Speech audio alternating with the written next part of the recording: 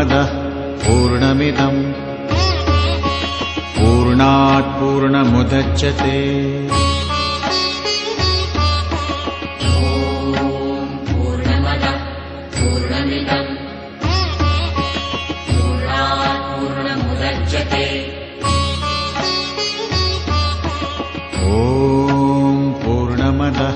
पूर्णमिदं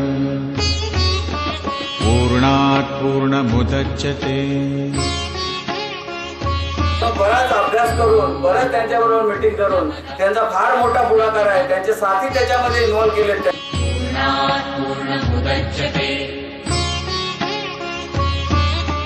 पूर्णस्य पूर्णमादाय पूर्णमेवावशिष्यते।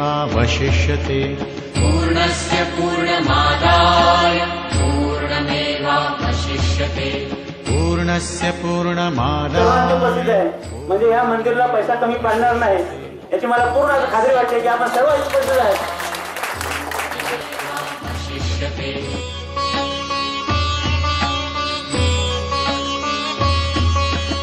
ओम पूर्णमदः पूर्णमिदं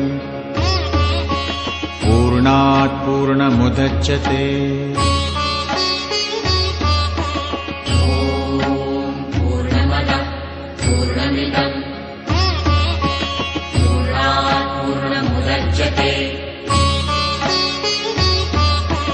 ओम पूर्णमदः पूर्णमिदं पूर्णात् पूर्णमुदच्यते। साधारण किती 1 सेंटीमीटर असते आणि असं काय आपण बोलू शकत नाही। 14व्या शतकानंतर पण ह्याची हे केली परत पुनर्बांधणी। पूर्णस्य पूर्णमादाय पूर्णमेवावशिष्यते। पूर्णस्य पूर्णमादाय पूर्णमेवावशिष्यते। पूर्णस्य पूर्णमादाय पूर्णमेवावशिष्यते। पूर्णस्य पूर्णमादाय पूर्णमेवावशिष्यते। ओम शांति शांति शांतिः। ओम शांति शांति शांतिः। ओम शांति शांति शांतिः। ओम शांति शांति शांतिः।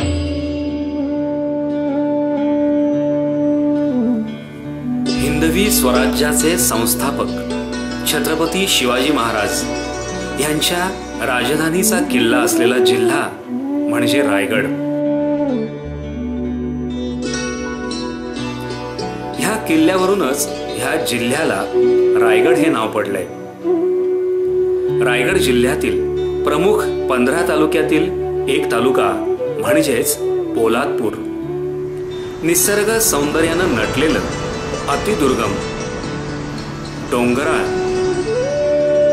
आणि चारही बाजूनी घनदाट जंगलानं व्यापलेलं डोंगराच्या कुशीत वसलेलं पोलादपूर मधीलच एक छोटंसं गाव देवपूर। ह्या देवपूरचं प्रमुख वैशिष्ट्य हे की गावाची ग्रामदेवता असलेल्या श्रीदेवी वाघजाई आणि श्रीदेवी कोंडजाई ह्या मंदिर संकुलाच्या परिसरात असलेलं अतिप्राचीन स्वयंभू शिवमंदिर।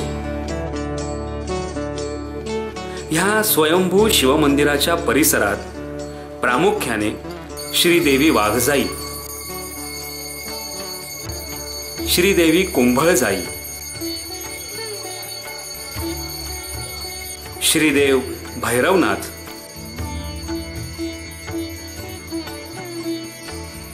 श्रीदेवी मानाई आणि श्री वरदायिनी ह्या देवतांची मंदिरं आहेत।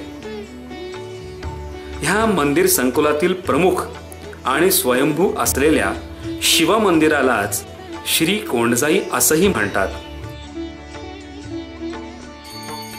तसंच संकुलाच्या मध्यभागी अतिप्राचीन अशी श्री दायितेची समाधी देखील आहे। ह्या मंदिर परिसरात असलेल्या अनेक दगडी शिल्पांवरून ती शिल्प साधारणपणे इसवी सन पूर्व 12व्या शतकातील म्हणजेच आजपासून सुमारे 800 वर्षांपूर्वीची आहेत. ह्याबाबतचा उल्लेख पुरातत्व खात्याच्या नोंदीमध्ये देखील सापडतो.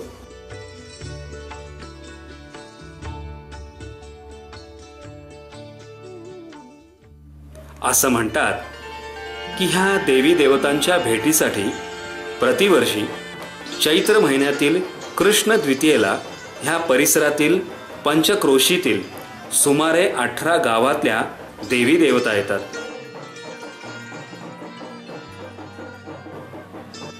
मध्यरात्री 12च्या सुमारास आठगाव कोंडवीचे आराध्य दैवत असलेल्या श्री भैरवनाथाच्या पालखीला प्रथम मानाचा प्रवेश मिळतो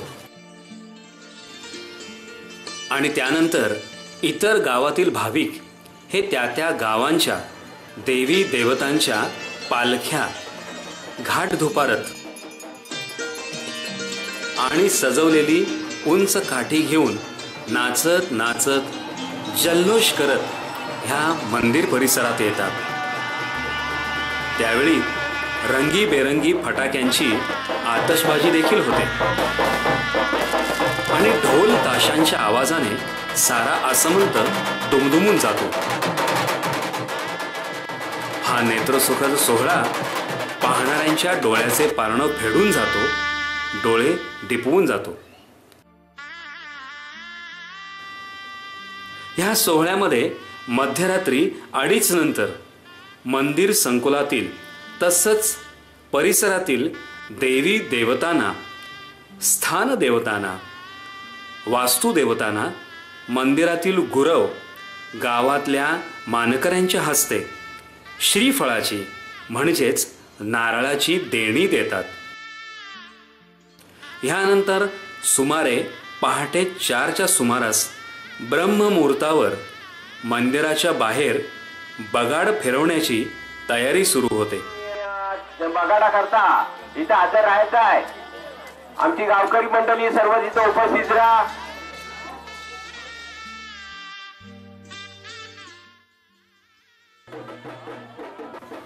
ह्या बगाडाच्या सुमारे 50 फूट उंचीवर आधांतरी झोपाळ्यासारखं बसवून 5 फेऱ्या मारल्या जातात.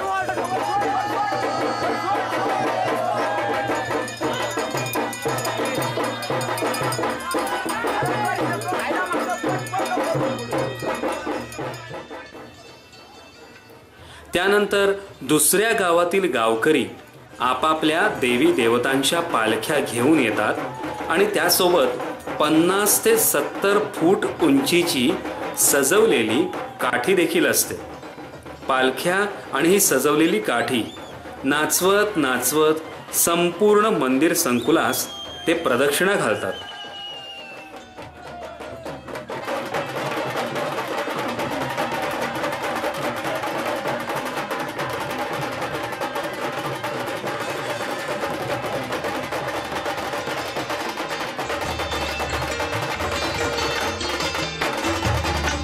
त्यावेळी प्रत्येक जण आपापल्या देवतांचा जयघोष करण्यात तल्लीन होऊन जातो, भारावून जातो.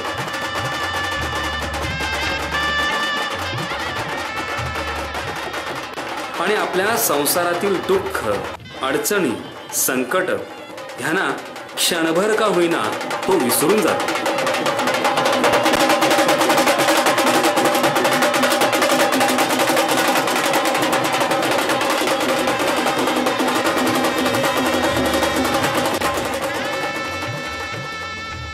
आणि त्यानंतर सर्वजण आपापल्या गावी परत जातात.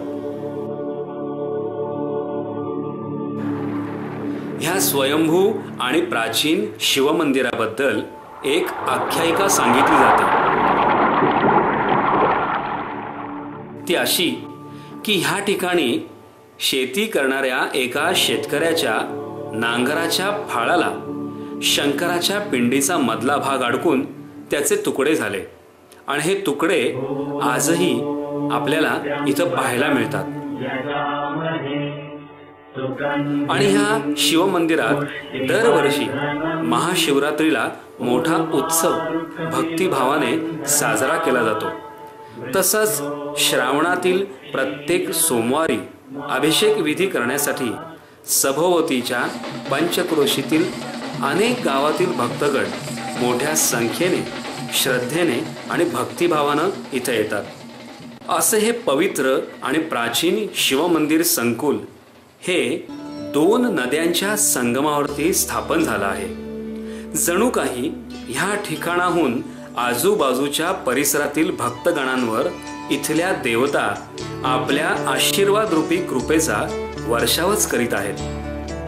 ह्या देवस्थानच्या आजूबाजूचा परिसर हा अतिशय उंच, दुर्गम, डोंगराळ आणि दाट जंगलानं व्यापलेला आहे.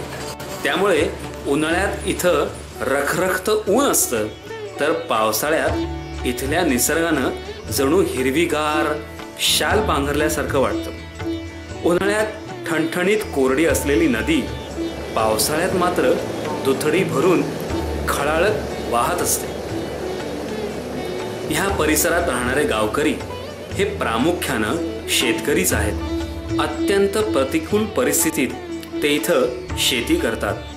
हे शेतकरी अतिशय जिद्दी, काटक आणि मेहनती आहेत.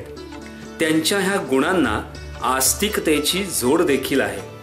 त्यांच्या जीवनात येणाऱ्या नैसर्गिक, कौटुंबिक आपत्तींना मोठ्या धैर्यानं, हिमतीनं तोंड देऊन गावात साजरे होणारे उत्सव, ज्यामध्ये महाशिवरात्र, शिमगा म्हणजेच होळी, हनुमान जयंती, श्रावणातील सोमवारी होणारे पूजा विधी, गणेशोत्सव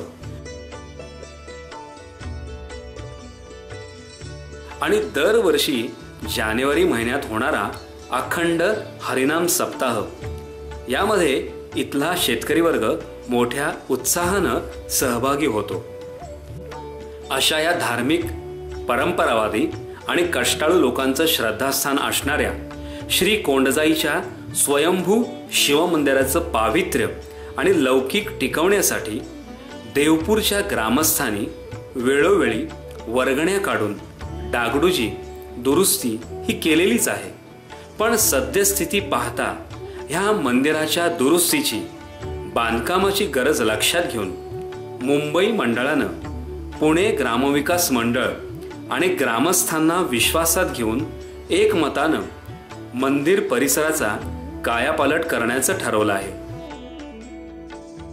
त्यासाठी बांधकाम तज्ज्ञ आणि वास्तुविशारद कोतवालचे सुपुत्र श्री मनोहर चव्हाण आणि त्यांचे सहकारी यांच्या मार्गदर्शनाखाली श्री बैजनाथ माने, बिल्डर आणि कंत्राटदार VS कन्स्ट्रक्शन कंपनी यांची नेमणूक करण्यात आली आहे.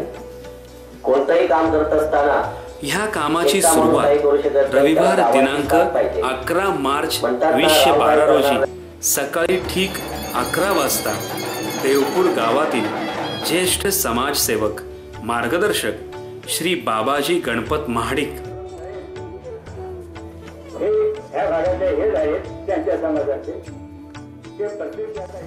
श्री गणपत महादेव महाडिक, कॅप्टन श्री काशीराम चव्हाण साहेब, अध्यक्ष पुणे मंडळ,